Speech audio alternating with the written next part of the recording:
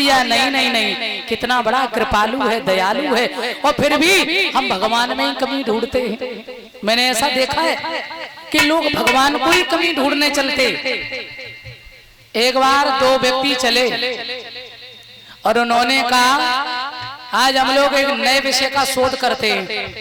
मित्र से कही, हाँ जी बिल्कुल, कौन सा विषय रखोगे? बोले विषय ये रहेगा, आज तक भगवान ने तो यानी भगवान ने दुनिया बनाई और दुनिया में बड़ी कमी, लेकिन भगवान की कमी आज तक किसी ने नहीं ढूंढ पाई। आज हम लोग भगवान की गलती ढूंढेंगे। तो देखो वो नास्तिक व्यक्ति दोनों गए, एक गांव में पहुंचे।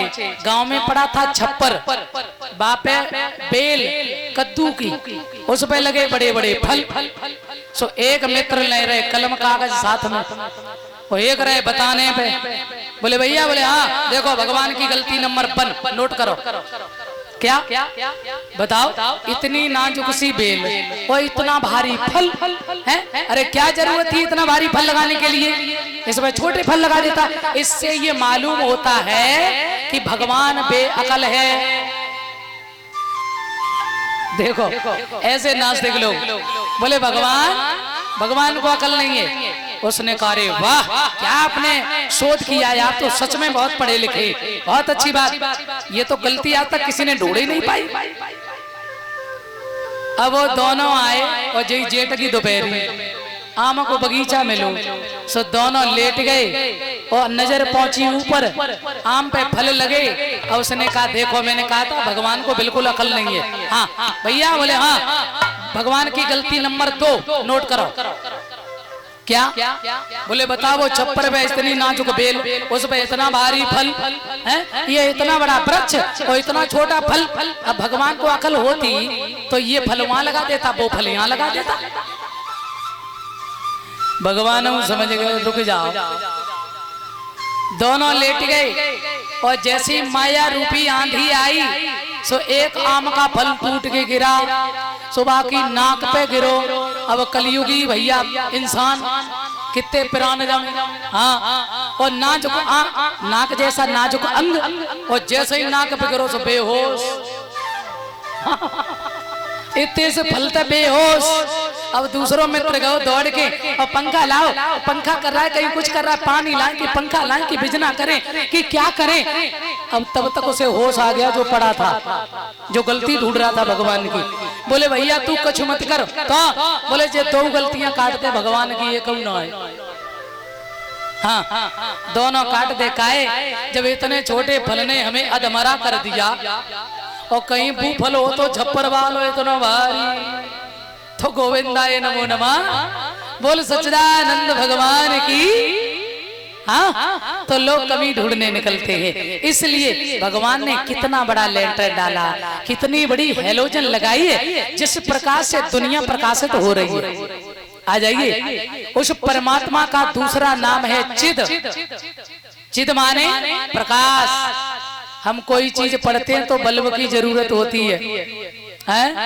कुछ देखते तो टॉर्च चाहिए, लेकिन धन्य है वो परमात्मा जो स्वयं अपने स्वरूप में प्रतिष्ठित है, स्वराट, जिसकी कृपा से सूर्य में रोशनी है तो उसी की कृपा से, चंद्रमा में शैतल्य है तो उसकी कृपा से, और ये सारा विश्व प्रपंच, ये जो सृष्टि चल रही है ना, उसकी एक इच्छा मात्र से बंधु है। अरे फूलों में रंग है तो सुगंध भी वही है। वो साक्षात प्रकाश स्वरूप है, अपने प्रकाश से दुनिया को प्रकाशित कर रहा है। उसे किसी से प्रकाश उधार लेने की कोई जरूरत नहीं है, इसलिए उसका नाम है चिद।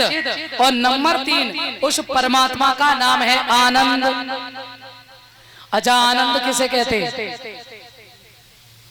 अब कछु लोगों को तो मटर पनीर खाने को मिल जाए ना, हाँ आई आनंद ही आएगा। शाही पनीर मिल जाए, दाल फ्राई मिल जाए, अजी और बताओ कैसे जी रहे हो? पूछा ही मत, आनंद में ही जी रही। समोसा में आनंद, जलेबी में आनंद, रॉयल की मिठाई में आनंद, पिज्जा में आनंद। क्या यही आनंद है? है? यही आनंद की परिभाषा है क्या?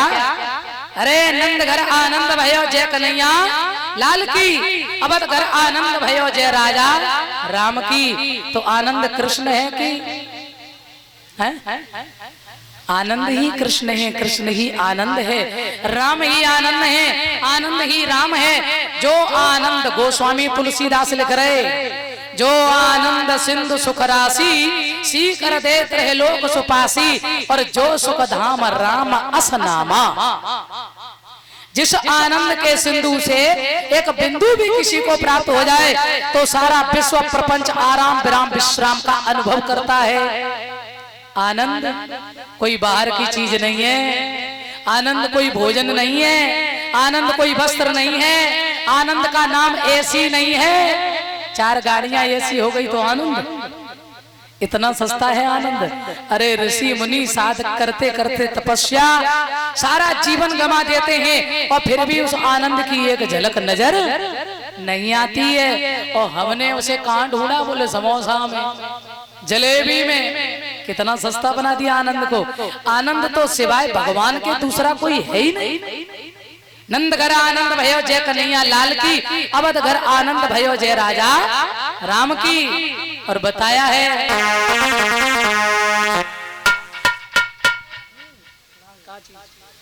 जय ले जाओ